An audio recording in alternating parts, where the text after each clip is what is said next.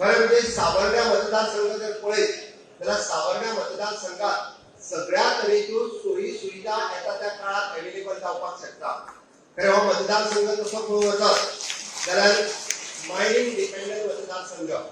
Mining dependent मतदारसंघात पयल्यान पयली मायनिंगेच्यो ट्रकाच्यो स्किमी आमी सगळ्यांक दिल्यो. कोणीच एकटोय मनीस आसचोना तेणी स्कीम घेवंक ना आसली, पण घेतलेल्याक कोणीच सांगूंक ना हांवें 10 लाख रुपया घेतले म्हणून.